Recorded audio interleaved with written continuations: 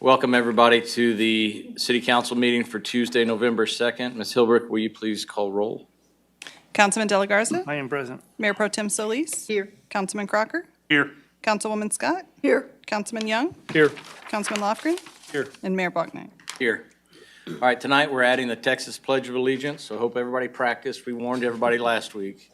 And remember to remain standing after the pledges for a moment of silence.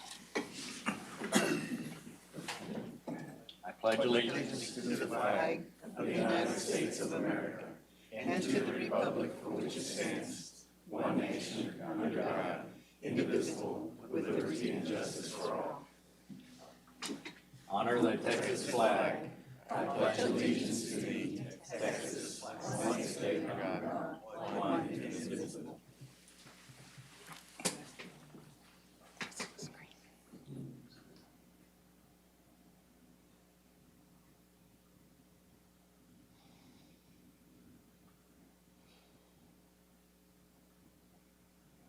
Thank you. So again, welcome to everybody to the meeting of November 2nd, 2021. I want to say howdy to our County Commissioner Gary Burns out there. Thank you for stopping by. And any announcements or reminders, Mr. Garza? Good afternoon, Mayor and council members. We do have a couple of announcements. I do want to ask Chief Fox to briefly come up and share with you what's going on this weekend. Good evening, Mayor and Council. Just another reminder, we have our 150th anniversary of the Victoria Fire Department this Saturday from 12 to 4 at Station 4 on Salem Road, right next to Ted B. Reed Park. Love to see everybody come out. We'll have a lot of great activities for kids, a lot of great antiques and historical exhibits. We're even going to have, I think, the historical reenactor for Chief Fritz will be there, giving us his history of being a fire chief in Victoria Fire Department. So it'll be a great event. We'll have 2 historic Victoria Fire Department trucks there. So it'll be a great event. A lot of retirees will be there to come out to see that. So we hope we all see you there. Thank you. Thanks, Chief. Our next announcement or reminder is actually coming from Kirsty Euchre, who's also here to present the Keep Victoria Beautification Award. So if it's okay with you, Mr. Mayor, we'll transition to that. Sure. All right. Kirsty? Good afternoon, Mayor and Council.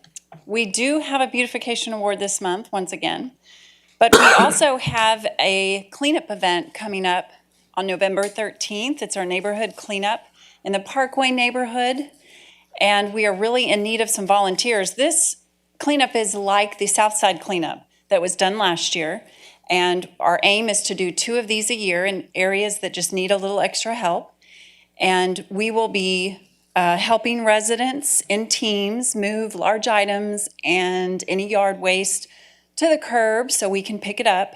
We're also going to have lots of activities. We'll also have the fire department will be there helping install smoke detectors again. We'll have PD there. We'll have code. We'll have the library there doing some activities with kids and having opportunities to get library cards. And we'll have the communications team. We will have donuts and coffee and hot dogs at 10:30. So we're planning it to be a really fun time. The area we're cleaning up is south of Dairy Treat, north of C3 Victory Church, if that helps. Okay, so that's the area, and we're partnering with some local churches, the Northside Baptist and C3 Victory especially. They've already been out talking to residents, block walking, so that they're aware and ready. And so we hope to have a lot more people show up. We still need some volunteers.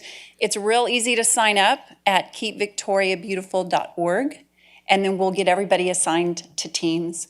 We're starting at 8, but we should really be done around 10:30, and then you can hang out for a hot dog. So we should make a big impact that day. Should be a lot of fun. That's the idea. Now I would like to bring Meredith Bird up, who is our new chairperson for Keep Victoria Beautiful. And she is also our beautification chair to present this month's award. Good afternoon, Mayor and council members. As you know, each month, Keep Victoria Beautiful presents our Business Beautification Award to a business who fits our organization's mission of enhancing the livability of Victoria by beautification through a sense of pride and ownership. Businesses are nominated by the public and rated on criteria, including the absence of litter, well-maintained green spaces or landscaping, and the condition of the building and property as a whole. This month, we are proud to recognize the Texan on Highway 87 or Main Street as our Business Beautification Award winner. Located along one of the busiest entrances to our city, the Texan does an outstanding job of keeping a large property bustling with customers, clean and well-maintained. They were actually nominated 2 months in a row by 2 different members of the community, which means that the public notices the effort the Texan devotes to their appearance as well.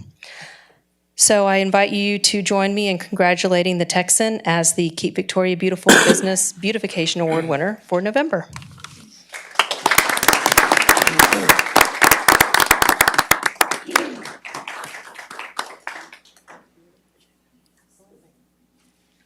I also have it on good authority that you should try their burger, their crispy chicken sandwich, and their brand new street tacos.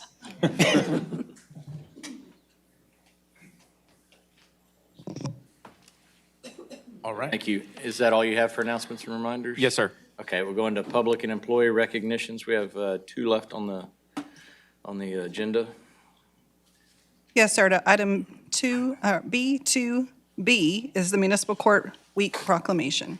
Whereas municipal courts play a significant role in preserving public safety and promoting quality of life in Texas, whereas more people come in contact with municipal courts than all other Texas courts combined, and public impression of the Texas judicial system is largely dependent upon the public's experience in municipal court, whereas the City of Victoria hosts the municipal court, whereas state law authorizes a municipality to either appoint or elect a municipal judge for a term of office.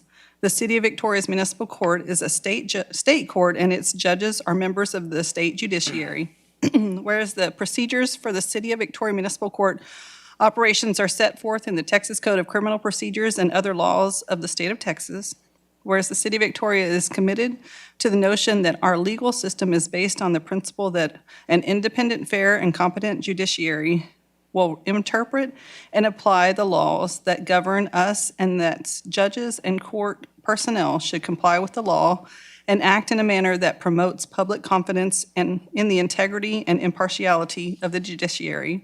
Whereas Victoria municipal judges are not policymakers for the City of Victoria, but are bound by the law and the canons of the judicial conduct, and are required to make decisions independent of the governing body of the City Council, city officials, and employees, whereas the City Council recognizes that the Constitution and laws of the state of Texas contain procedural safeguards in criminal cases for all defendants, including indigent defendants and supporters.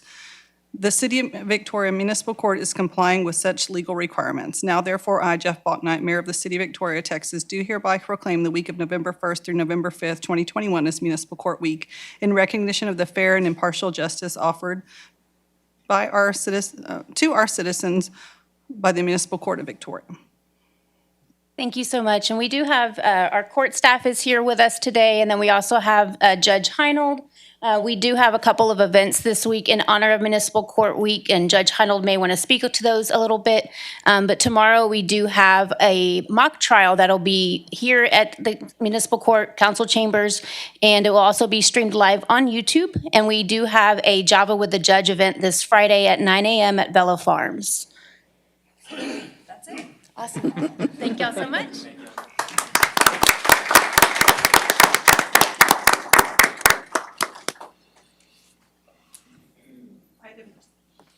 Item B2C is the Arbor Day Proclamation.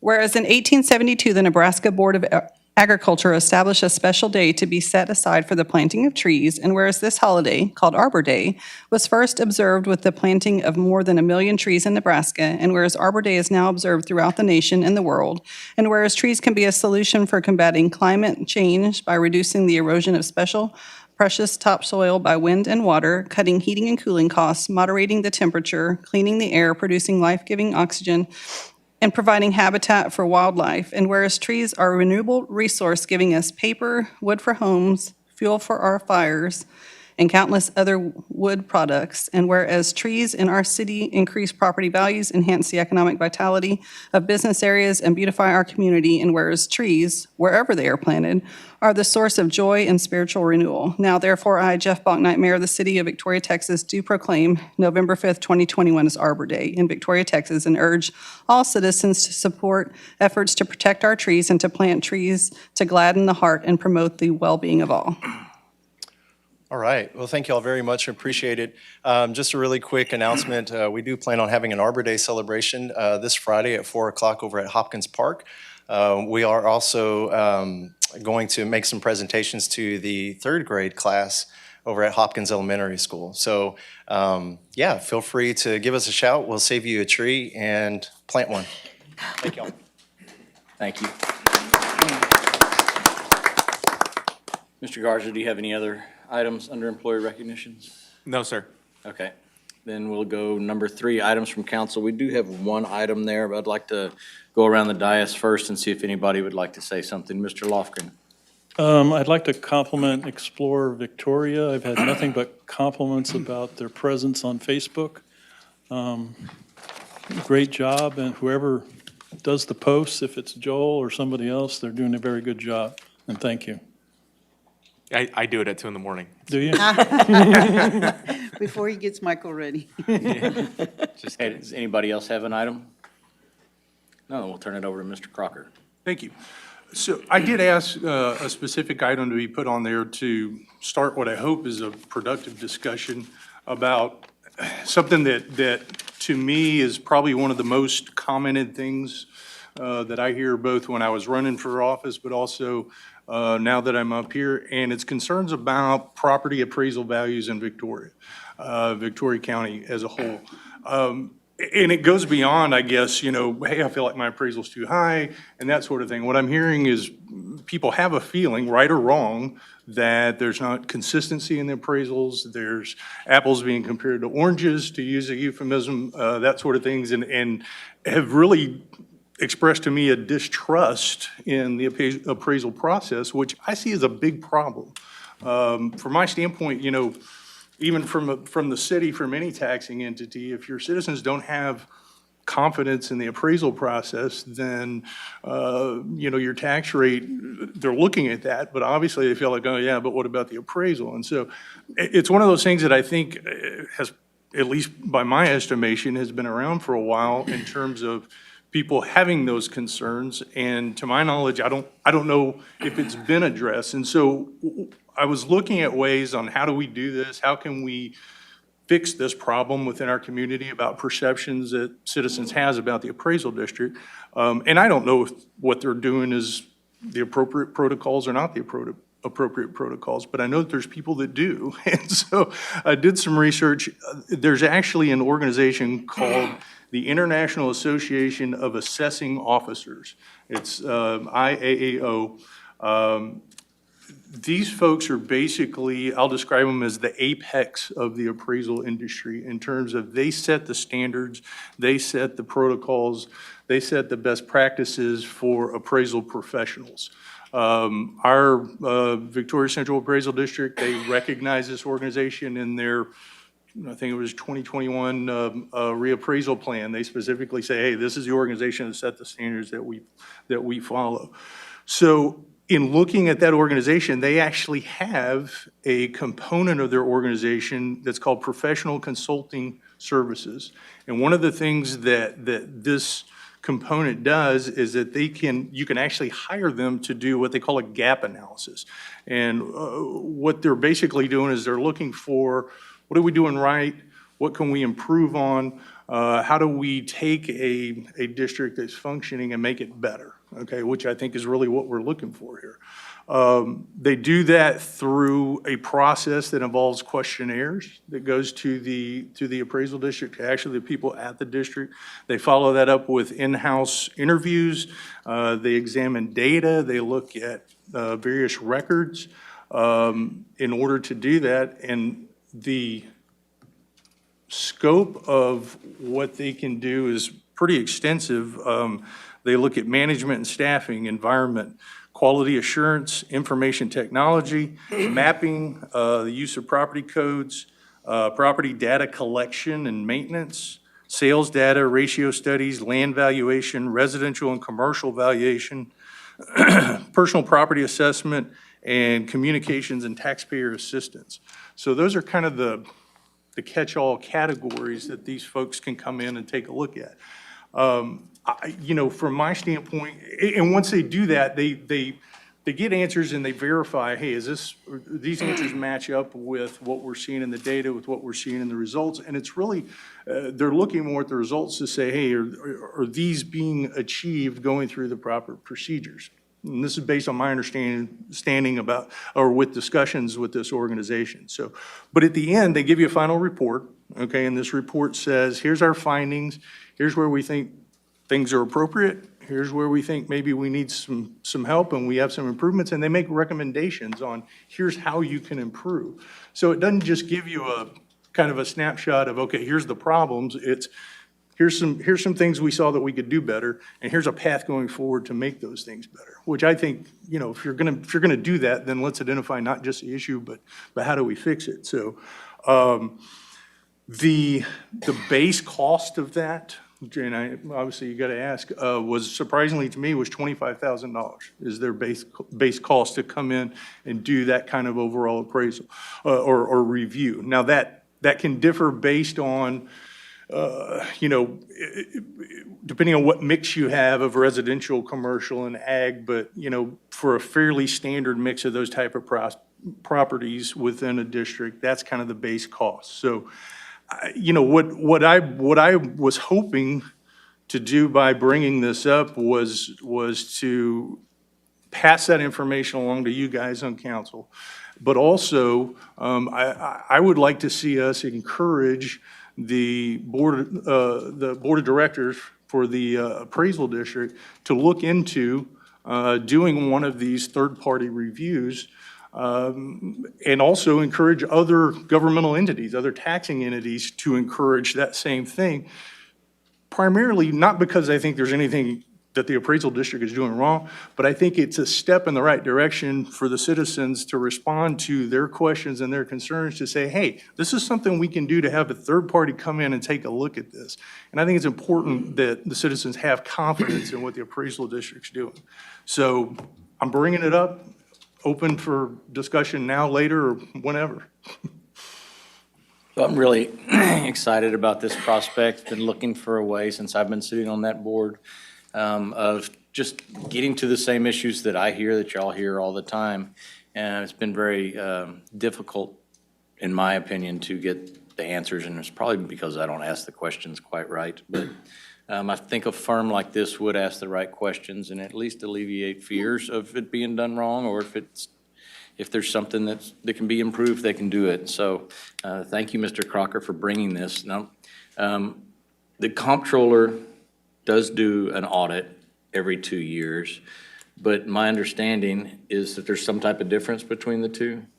As I understand it, the comptroller's process, I think they call their MAP process, and it's based on a self-answered questionnaire that's a yes or no, and recommendations then are based off of that. And I think there is some follow-up to that, but as I understand it, the difference in what this organization would do, they would go through a similar questionnaire process, a similar interview process, but then also go through and actually verify, hey, you know, okay, we know this is a yes or no answer, but does the data match up that that's the right answer? You know, maybe it was a yes and it should have been something different because of something that was unknown when the question was answered. So I think it's a very similar process, but as I understand it, this is a more in-depth process.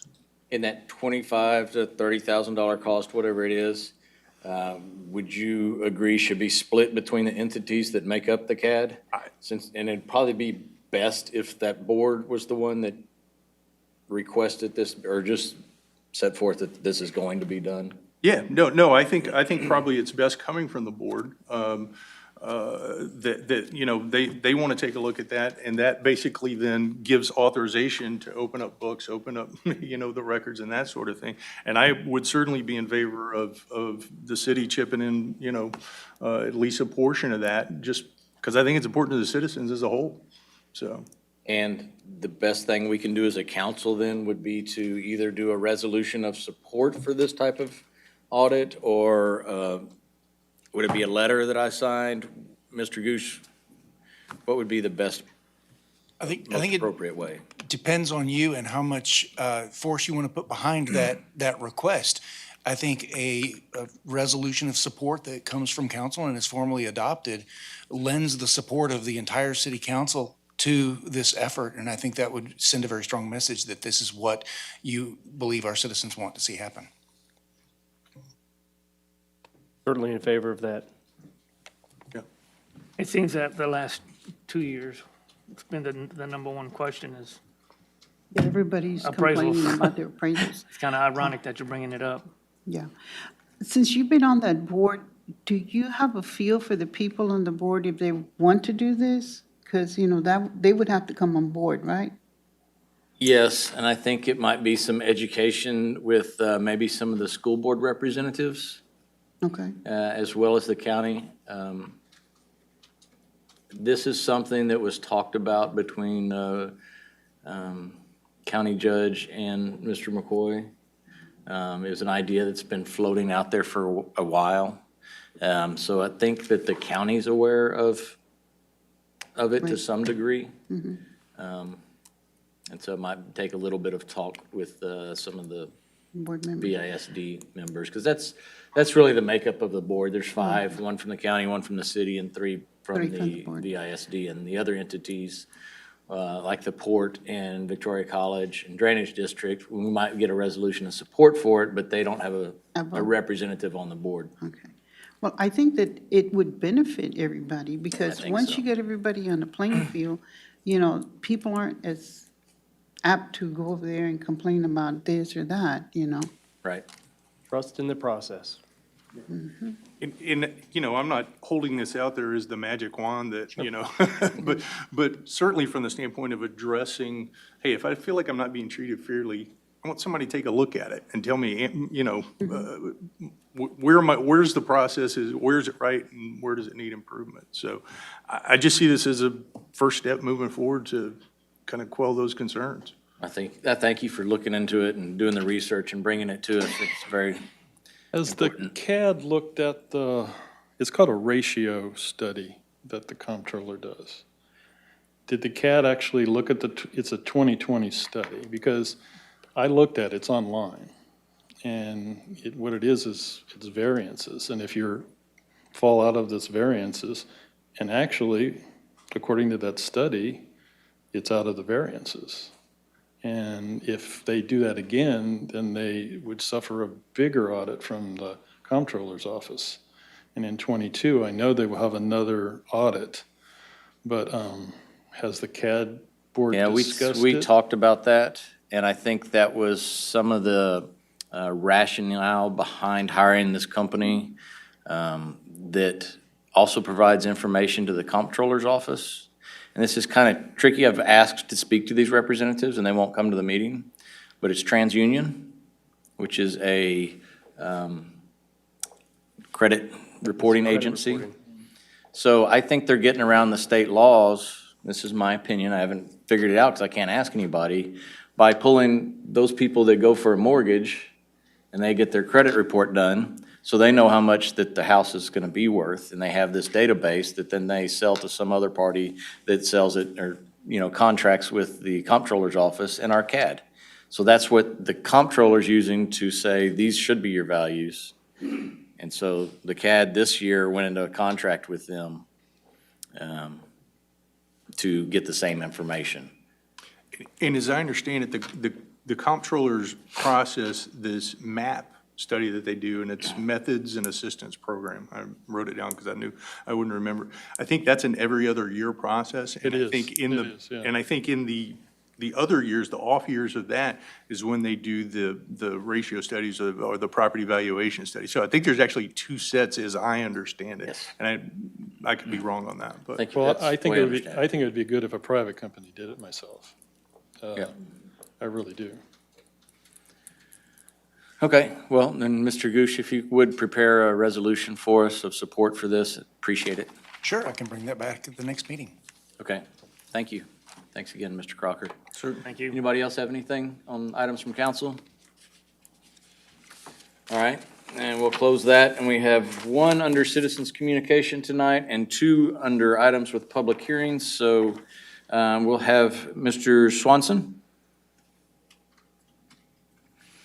Remind everybody, it's 3 minutes to address the council. Hi. Good evening. Good evening. Good to see y'all. I'm glad to see your smiling faces too. You know, there was a time when everybody had a frown on their face. But it's good to see you back and in good fighting shape. So I don't have a whole lot of time, so I got to get to it. I got a idea, and I thought I'd bounce it on y'all. And it deals with you're trying to help the downtown area. Not always clear to me why, but that's what you want to do. You know what I think would really draw people? Try putting the world's fastest internet down here. And I mean, you're going to get a lot of people, and however big you want to make downtown, and it doesn't really have to cost you anything. You just have to enable the companies to do it.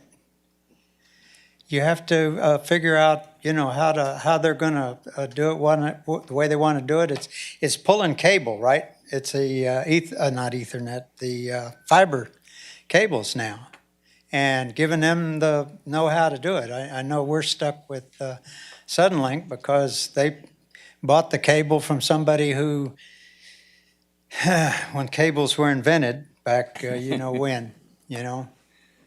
But anyway, you'd be surprised if you make that, we're the world's fastest. So come down here and try it out, see what fast is. So I have a more serious question for you, and that is, I don't fully understand what happened to Navarro. But we have gone from being a left turn city to a U-turn city. And my question is, I come to an intersection, I need to make a U-turn, right? And the guy on the right over here has a right on red capability. We run into a conflict there. Who has the right of way? Do I have the right of way because I'm making a U-turn? Or does the guy who's making a right on red have the right of way because I'm an intruder from some other? So anyway, that's a issue that I have to deal with. I didn't intend to talk about the what y'all talked about earlier on the CAD, but my suggestion is anybody that complains about them, have they protested? They're very good about protesting, and they've got good information. So give that a shot. All right, good luck. Thank you for being back, and thank you for what you did during the COVID crisis. Y'all have a great evening. You too, Mr. Swanson. If you get the opportunity this week or next week, visit with Derek. There he is. Behind you. He has great information about broadband and what we've been studying. He's been working on it for a couple of years.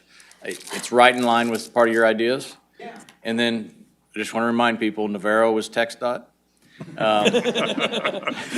I'm not a lawyer, I'm not a police officer, but I would have to guess that those with the green light have the right of way. So, thank you. Good way to say it. Okay, any other citizens communication that didn't fill out a card?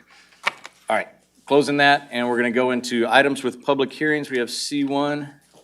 Yes, item C1 is an ordinance amending and readopting Chapter 4 of the City Code of Ordinances relating to animals and fowl.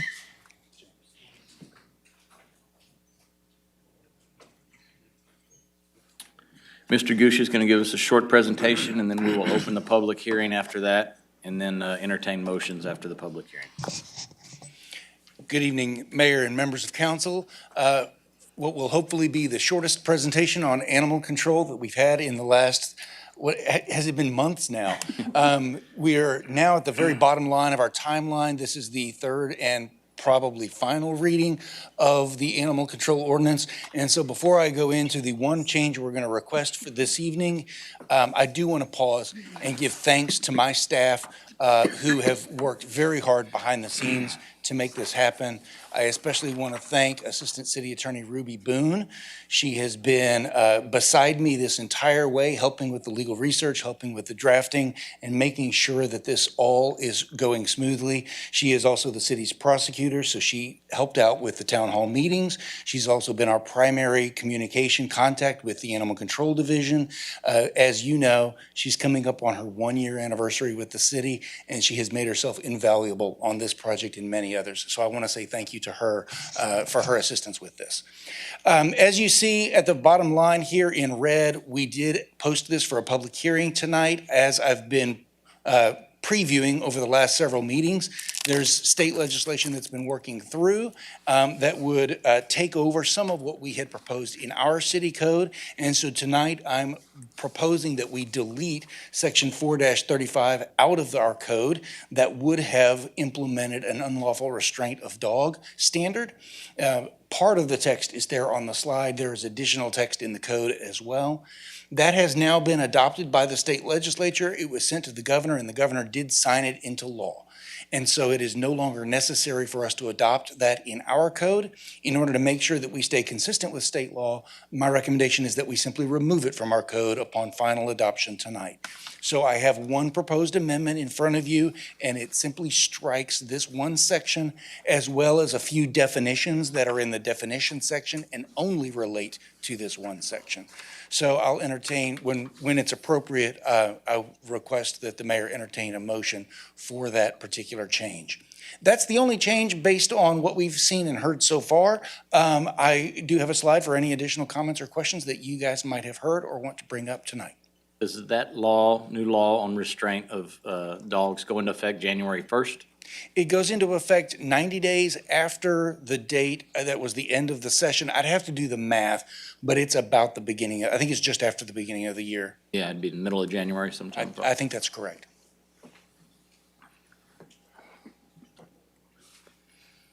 All right. Well, thank you, Mr. Goosh. This time we'll open the public hearing. Just a reminder, just to state your name, and you have 3 minutes. So we have Michael Vonderraw. Good evening. Good evening, Mayor, Council, and Mayor Pro Tem. Yeah. We have a problem with dog attacks, and specifically, I'm talking about the police officers that were attacked by 2 pit bulls. And I would like animal control to let the municipal court judge know about this, and the JP judge, whoever is in charge of that jurisdiction. What happens, it's always the same. They write a ticket for dogs at large and didn't get the rabies shot. But the municipal court or the city council, the city attorney, a county attorney, they don't know those dogs, bit a cop, and chased them down, and they had to use weapons. And it would be nice if animal control could write a report to the municipal court judge or the JP and let them know, or every time there's a dog attack, because there's lots of dog attacks that never be reported. And another thing animal control does, they have these $75 non-criminal tickets they give you. So the dog gets trapped like 10 times in a year. Of course, I'm exaggerating.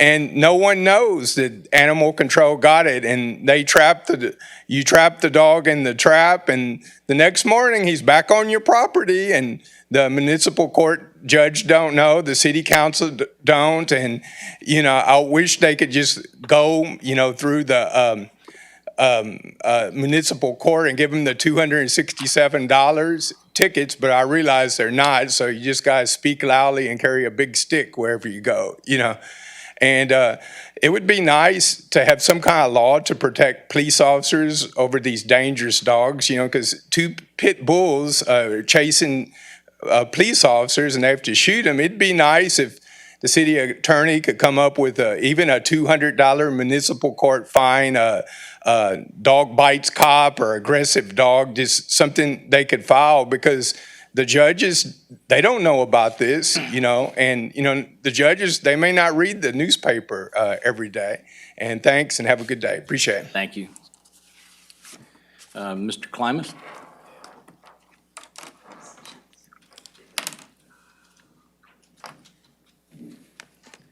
Can actually be brief tonight. I do want to thank Mr. Gooch. They have done an incredible job of trying to work through a hard issue.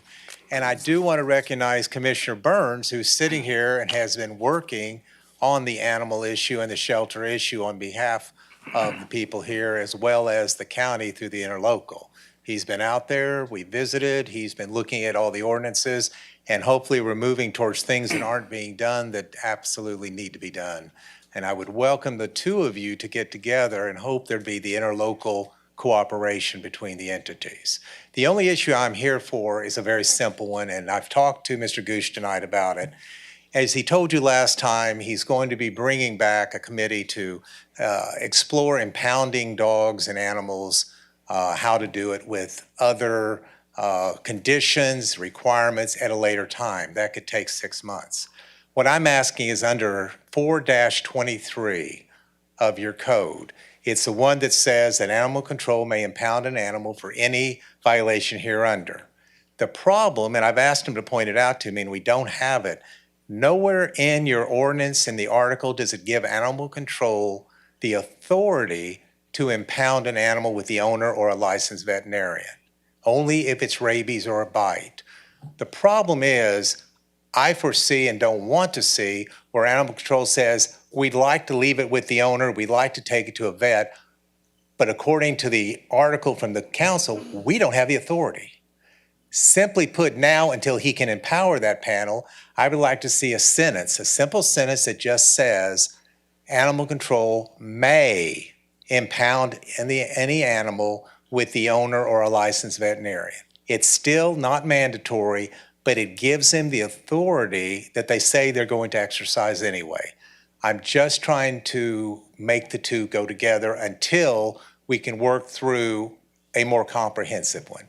So other than that, the third reading, I'm sure we'll go through without a hitch. But in 4-23, a simple statement that they may allow impoundment with the owner or a licensed veterinarian would give them not the requirement, but the authority. Past that, I want to thank you all for your time. Thank you, Mr. Klimas. I hope you'll visit us more often than just on animal control. I'm sure I will. All right, at this time, we'll close the public hearing and entertain any motions. I move we adopt C1. Second. We have a motion and a second to adopt the new code. Does anybody care to make a motion for amendments? I move that we make the amendment presented in the slate of amendments that removes from definitions collar, harness, properly fitted, and restraint, and also removes section 4-35, unlawful restraint of dog. I'll second. Okay, great. We have a motion and a second on the amendment. Is there any discussion? No. All those in favor, say aye. Aye. Those opposed, same sign. Motion carries. Thank you, Is there any Mayor and discussion on the amended motion on the floor? I'd like to say something. I'd like to thank all the people that came out for the town hall and all the people that spoke. There were a lot of people who live inside, county residents who live inside the city limits, and county residents from outside the city limits, and they had more concerns than just the ordinance. I think this is a good ordinance. It could be better, and I think we should address it later on. There's still some other things I would like to bring up. Repeat offenders should be addressed. To name one, I still have a thing about vicious dogs, but I'm happy with the way it is. It's a very good ordinance. The real question is the Victoria County Animal Control Facility, the way it stands now, what we need for the 21st century in Victoria? And can they, with the size of their facility and the amount of people they have, enforce the ordinance that we're trying to pass? That's the real question. And that's up to the county. That's part of the interlocal agreement. And I keep hearing that that's a problem. It's not a problem. It's their responsibility to fund the Victoria Animal Control. So please, I'm glad Gary's here, and I hope he takes a serious look at animal control, but we need to move to the 21st century. We represent 71% of the people who live in the county, and these are the ordinances that we would like. And I've heard that the county would like to do the ordinances. Well, you could adopt a city ordinance for the county if you'd like. I think the residents that were at the town hall meeting would have liked that. But please, look at, do we have the right facility? Do we have the right amount of people? Do we have the right amount of hours? Thank you. Thank you, Mr. Lofgren. Anybody else have any other comments, discussion points? Not hearing any. We'll call the question. All those in favor, say aye. Aye. Those opposed, same sign. All right, thank you, Mr. Goosh. On to the consent agenda. Item D1 is the adoption of the minutes of the regular meeting held on October 19th, 2021. Item D2 is a resolution approving the annual purchase of uniforms for the Victoria Fire Department from Galls Incorporated through Buy Board Contract 603-20 in an estimated amount of $59,000. Item D3 is a resolution approving a variance to Section 21-83 for a property located at 4103 North Navarro Street to allow an encroachment into the platted exterior side yard setback. Item D4 is a resolution approving a contract addendum with Emergicon LLC to pay for consulting services provided by a Public Consulting Group Incorporated in the amount of $74,662.80. Item D5 is a resolution approving the purchase of 150 kilowatt trailer mounted generator from Doosan Portable Power in the amount of $74,231.75. Item D6 is a resolution approving a contract for wastewater sampling to Pace Analytical National in the amount of $67,608. Item D7 is a resolution approving a resolution expressing official intent to reimburse costs of city projects from tax-exempt obligations to be issued by the City of Victoria and other matters related thereto. Item D8 is a resolution approving agreements between City of Victoria and University of Houston Victoria associated with the Innovative Collective. Item D9 is a resolution, or is approving an agreement with a resolution approving an agreement with Great American Financial Services for the lease to purchase of a Ricoh Pro C5310S MFP copier in the amount of $54,063.72. And item D10 is a resolution approving a mowing and general grounds maintenance contract for Evergreen Cemetery with Kevin Stewart, DBA Ground Effects, in an estimated amount not to exceed $65,110. Move to we adopt. A second. All right, we have a motion and a second on the consent agenda. All those in favor say aye. Aye. Those opposed, same sign. Item E1. Item E1 is a resolution awarding the 2021-22 Mill Overlay Project, which is Airline Road and Mockingbird Lane, to Brandon Paving Company LTD of Victoria, Texas, for their proposal amount of $1,815,265.30. I like the presentation before the motion. It's real quick, and I'm going to kind of cover both this project and this resolution and the next resolution. Which one? There it goes. The mill and overlay consists of two streets, Airline Road, which Sam Houston to Stockbauer, Mockingbird Lane between Navarro and Lawrence Street, and the contractor that we're proposing is Brandon Paving Company at a cost of $1.8 million. They have 240 calendar days. for the project, but I'll get into a more defined project scope later. These are the maps showing the locations of the two streets I described, Airline and Mockingbird.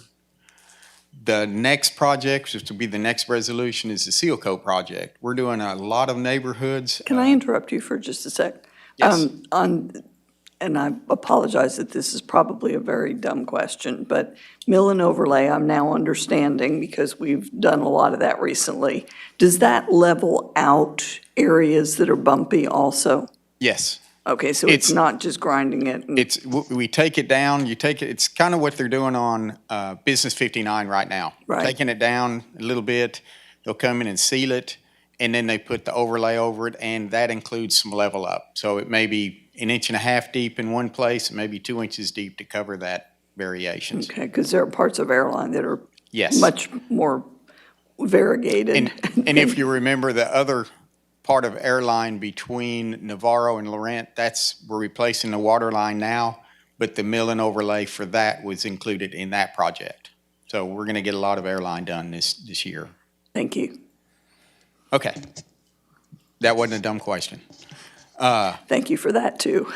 Greenbrier, we're doing Greenbrier Place, Gulf Coast Industrial Park, Goldman Edition, Rab Avenue, East End Edition, and that one is also known as Silver City. A lot of people don't know it's East End Edition. Original Town Site Southwest. The contractor, again, is Brandon Paving at a cost of $1.6 million and 300 calendar days. And real quickly, these are the locations.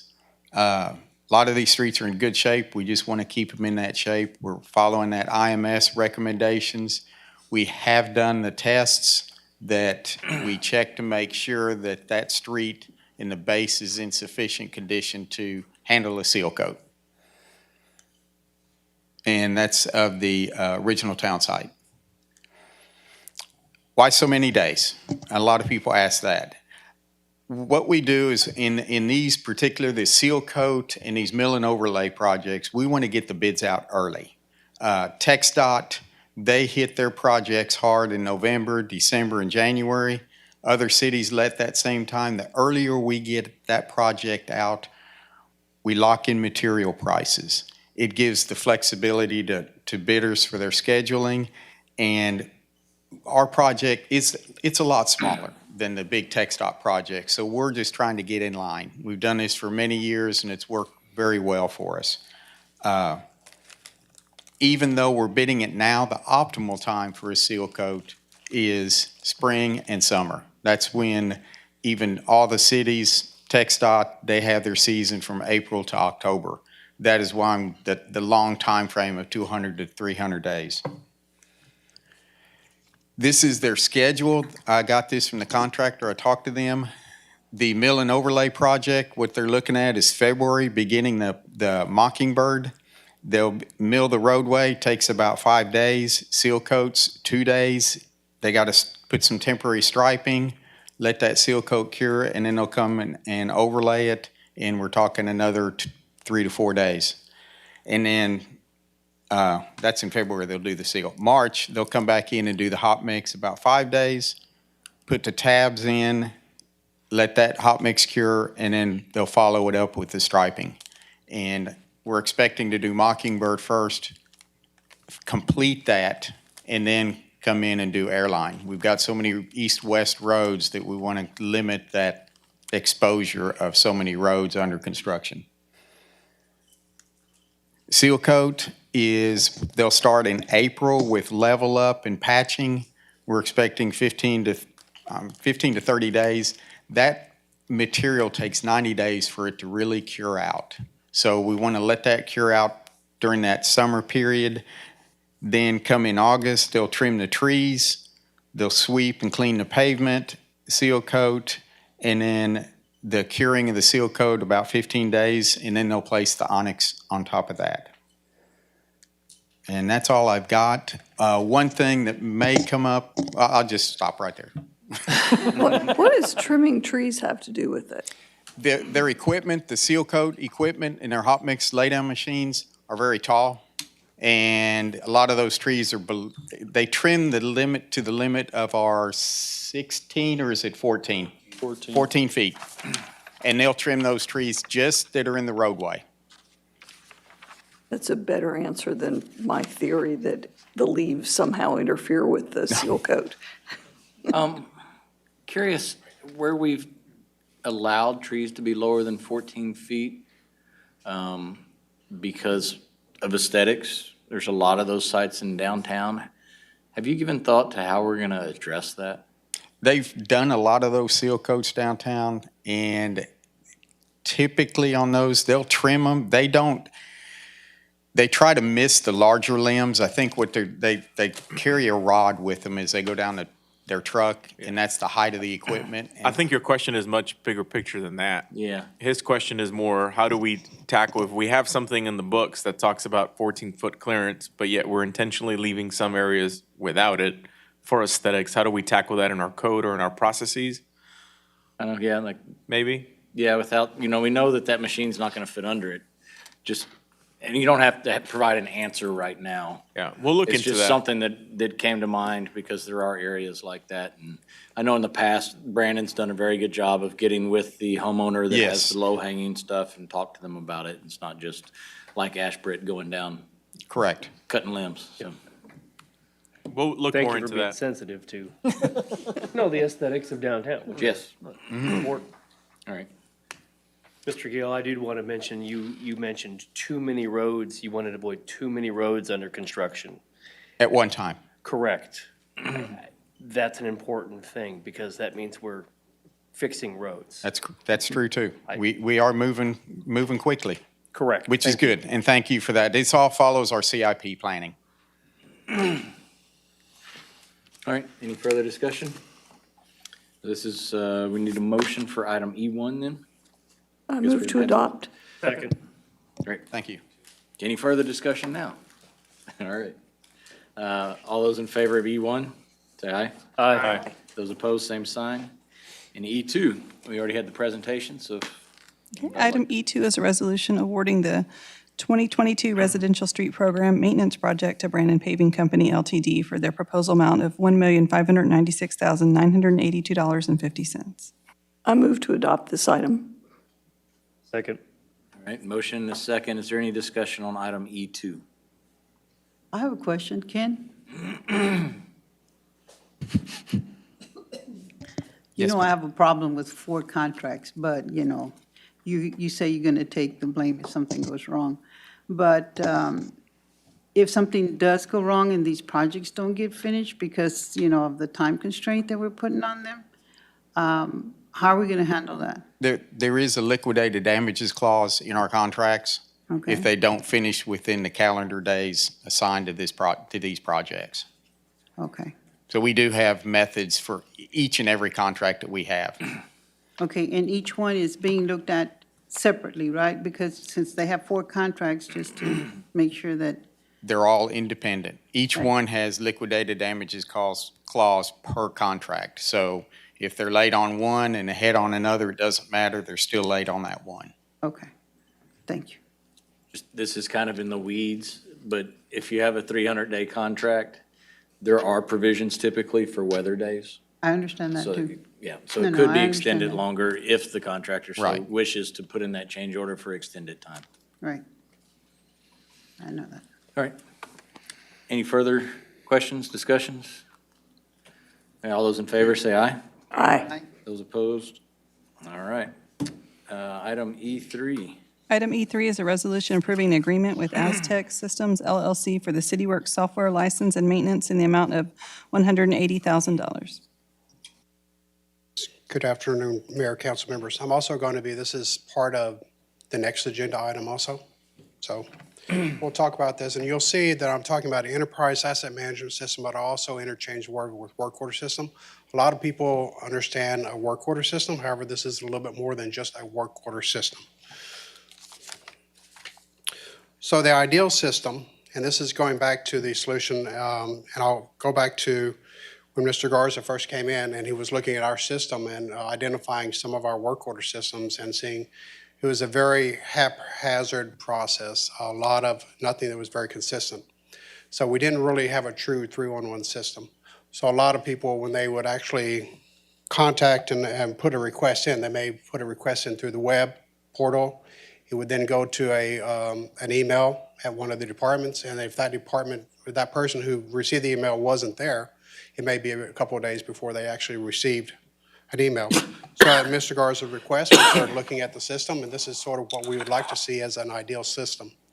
It comprises a enterprise asset management solution. It's one system that multiple departments can use. It also has integrations, and that can connect to additional systems. For instance, like with our utility billing software, with our meters, and we can manage that. Now, in this, you can see that this puzzle shows that there's 4 pieces in there: a mobile app, and then also a 311 system. So the proposal that we're proposing now is the enterprise asset management solution, and then also the integration. The other 2 parts are the next pieces of the puzzle that we need to put in place. And what I want to make a point about the 311 system is when we're talking about a 311 system, it's not very similar. It's not like the ones in larger municipalities. It actually is a 311 where you can call a 311. That would ideally be something we'd like to see much down the path, but this is just something that is a actual city-issued number that basically that is answered by an agency or somebody in one department that handles all of the work order requests that comes in for every department.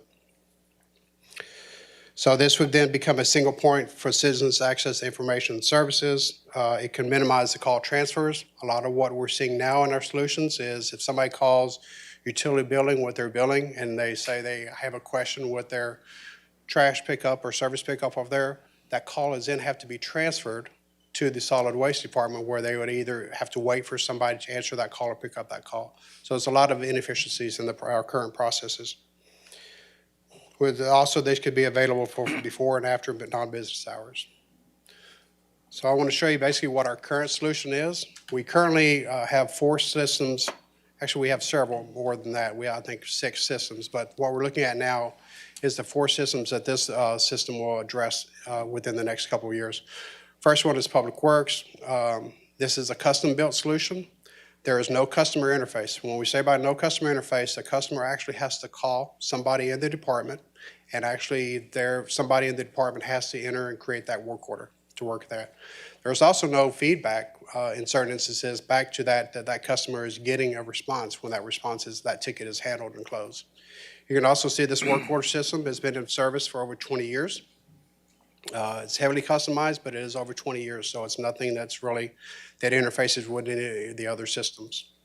Environmental Services has also been a custom built that was developed by IT. That's been in service for over 15 years. Building Services and Parks Department use a COTS system. COTS is commercial off the shelf. So this is something that can be purchased with little to no customization that's done off of there. They do have customer interfaces, but they're very industry specific. So Parks is just strictly for parks.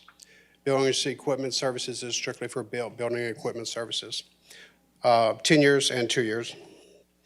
The one thing that's important I want to stress is that none of these systems do interface with each other in any way, form, or fashion. So if there's a ticket that's within Public Works and another ticket that is created in Environmental Services, if somebody was to call Public Works, they would not know anything about that other ticket that was available in Environmental Services. It would not be able to help that customer with those questions. So a modern system is what we're trying to look at, and this is actually offers citizens a more engaged form of communications between themselves and the city. Citizens are capable of being notified when a ticket is created, assigned to a city employee when the work begins, and actually also then when the ticket is completed, they will receive notifications when those tickets, that work has been done. The departments also will realize the efficiencies in their own processes as we no longer have to have an employee just set there required to create the tickets. The tickets can be created online. The only tickets they would have to create is if any of those that are calling in on the system. Field crews are also notified in a more timely manner, and they can coordinate their work within the geographic areas. So if they're out in one particular area of the city and another ticket comes in at the same area of the city, they may or may not have got that ticket that day, but now they'll receive that instant notification, and possibly they can continue work on that within that same area. Field crews can also utilize storerooms.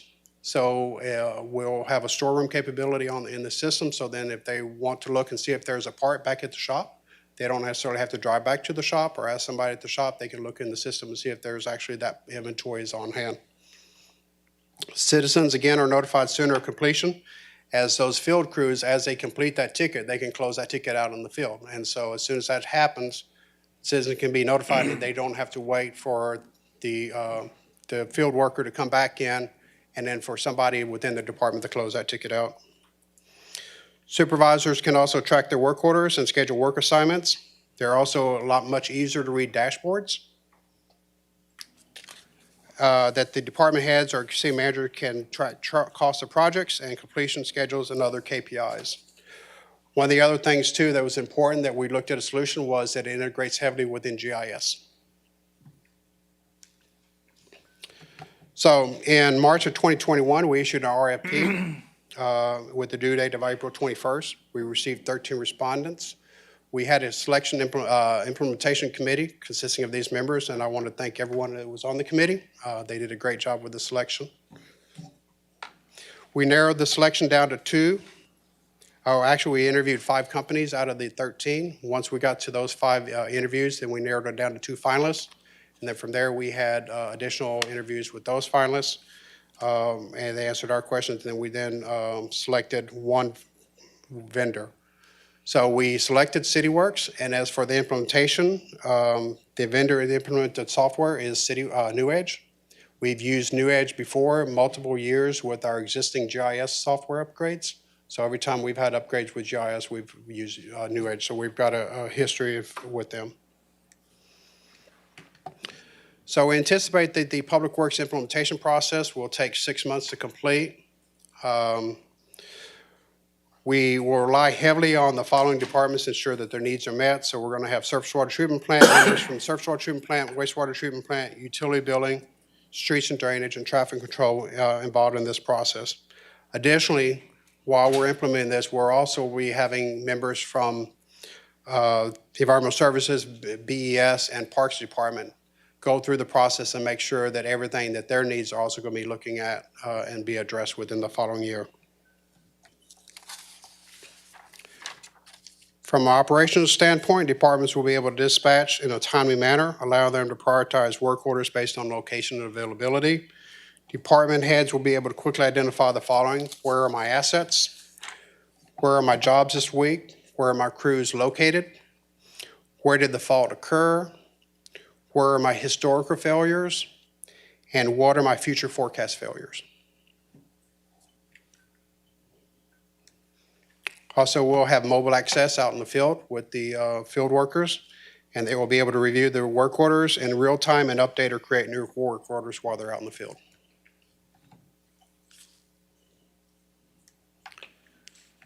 And obviously, one of the reasons we selected CityWorks was that it leverages our existing GIS system. Some of the other finalists that we interviewed, they did integrate with GIS. However, it took and it added some additional software into that we really didn't feel like we were comfortable allowing that to happen. So this ties directly into GIS and does not add that additional layer of complexity. Also, it provides us the ability to back up our existing GIS data into their server, because we're actually using their their cloud server for the work order system, and so it integrates into there. So we have another form of backup. Executives, department heads will have dashboards that they can track KPIs, determine if project costs are within budget in real time, and create multiple types of reports. Those types of reports can include condition of the assets, the history of the assets, and the age of the assets. So we do anticipate that there is going to be, while it is a significant cost, we do anticipate there's going to be some soft cost savings to this. Saves time by not having staff dedicated to receive the calls, create a ticket, and notify the field worker. Operational efficiencies will realize that there will no longer need to be data entry that's done in the office. It can be done out in the field, and not having to wait for the employee inside the office to update that data. So there is going to be one work order system. our enterprise asset management solution. Means that staff from multiple departments can also update tickets that are not from other departments. An example of this, going back to that, somebody's talking about their water, paying their water bill or have an issue with their water, and they have another issue with traffic control or with their trash cans, they can easily add an additional ticket instead of having to transfer those over to the other departments. So this, and then another part that's really, that was a good part that we thought was a great benefit was the ROI with FEMA. So any of these tickets can also be tagged. And so this way, if we do have a FEMA event, we can basically have, if every one of those work orders are tagged with the proper code, we can pull these reports. These reports are already FEMA approved, so we can quickly generate those reports and submit to FEMA for reimbursement. So this is a true enterprise system. It's a solution that's shared by multiple departments that offer the some of the benefits that are listed up there, but also it's the important part, it's easier to train. It's just one solution. Reports can display all activity by every department on a single asset. So if I want to know something, what's happening at a particular address, I can pull up a report on that address and know what every work order that was done for that particular asset or that particular location. And of course, obviously, citizens are more engaged because they receive more timely feedback to their requests. So the yearly cost is, obviously, year one is going to be the largest because we have the implementation cost of $184,700. And then we have the yearly, the maintenance for the years 1, 2, and 3. Now, we do realize that we're trying to look at ways to minimize the impact to software maintenance because this is going directly to a recurring software maintenance. Year one, we do not see that there's any way that we can offset any savings. However, year 2 and year 3, we anticipate that we should be able to reduce that, our yearly software, total yearly software maintenance by about $36,000 by bringing on parks and building environmental services, or BES. We reduced our work order systems that they're using. That reduces that down to $6,000 a year that they're currently paying. And then within the next couple of years, we're looking at migrating over from our financial solution. And once we do that, we pay SAP $30,000 out of software maintenance or in professional services for additional work. So if we remove that, that's that $36,000 that we can drop off of the software maintenance to do that. So that would bring year 2 down to $65K and year 3 down to $85K. Did I confuse you? Okay. The financial piece, I thought we had the latest, greatest financial, we love it, and we don't want to ever give it up. So I don't know what you're referring to. So Gilbert 2.0? Yeah. Gilbert 2.0. So when we jumped on OpenGov, which is the budgeting software, we needed to take our time with it. And so we're still in the process of full implementation to OpenGov. So we haven't completely released ourselves from SAP, which is a system that we've had forever. And so that's why when he talks about that SAP cost going away over the next couple of years is because we'll finally get to the point with OpenGov where we'll be able to cut back on SAP. Okay, that explained it. Thank you. And then lastly, while we did say that we had budgeted $250K in ARPA money for this, so the additional cost that's going to be coming in for this year we'll be taking out of the savings from TxDOT, if I'm correct, Wesley? Yeah, the overpass thing. The TxDOT overpass. Yes, that's I'm sorry. correct. It's the stash of cash that keeps on giving. Yes. I have a question, James. Yes, sir. When somebody's out in the field and they use a wireless device, what network are they using? So we would have in there, if they have the tablets, they're actually using a data SIM card. So we're using a lot of what we use right now currently is with FirstNet. We have unlimited data? Yes, sir. Good. Absolutely, yes. That's an important part. Is yes, because that will be a lot of data that's going back and forth, and unlimited data on all of our plans. Thank you. When we do this, people will still be able to call us on the telephone, right? Absolutely. They will still be able to call in, and they'll still be able to call the departments. And they'll be able to show up in person too. Okay. They don't have to go online. Correct. No, As and Mr. ideally, Lesak's or email and number for them to call. Yeah. and if there's any other questions? Oh, we got ahead of you in the presentation, huh? No, you're fine. You're fine. Thank you, Mr. Foote. Thank you. Anybody like to make a motion? So move. Second. A motion to approve item E3. Any further discussion? Hearing none, I'll call the question. All those in favor say aye. Aye. Those opposed, same sign. Item E4. Make a motion to pass E4. Is a resolution approving a master services agreement with New Edge Services LLC for software integration in the amount of $307,700. I move to adopt. Second. A motion and a second. Do we have any further discussion? All right, all those in favor say aye. Aye. Those opposed, same sign. Motion carries. And that's all we have today. We are. No, we have executive session. We are recessing into executive session. We will take a quick 7-minute break, 8-minute break. I'll be back here right close to 6:20.